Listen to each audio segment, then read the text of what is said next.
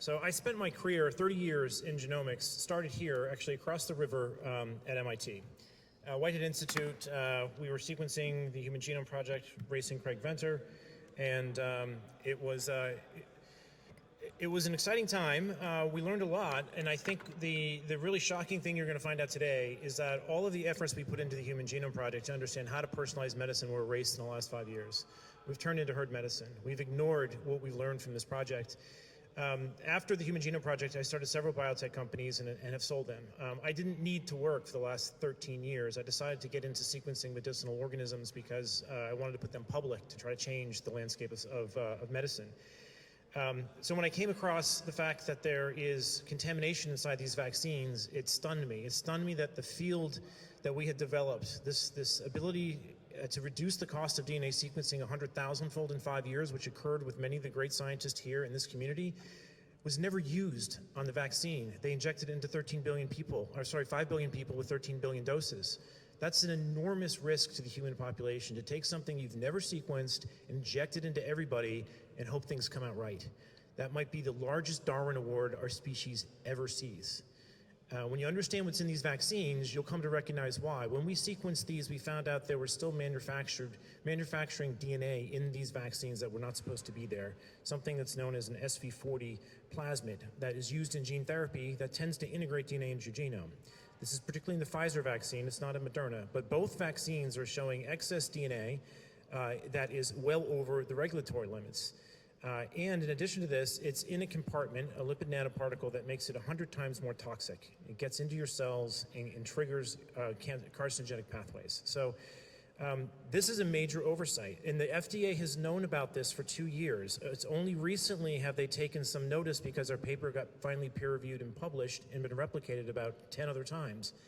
But now that we know that this DNA is contaminating these things, we're starting to see it get put into the congressional record with Senator Ron Johnson. We're seeing it get brought up to the ACIP committees now. They're taking this very, very seriously, but it's too late. We missed. For you to understand the scale of this miss, the sequencers that we were building back in the Genome Project era, we had built one known as a solid sequencer, it's about 3 times the size of this podium, cost $500,000, but could sequence human genomes for maybe $3,000. The sequencers we had available to us when we built these vaccines, it's right here, $1,000.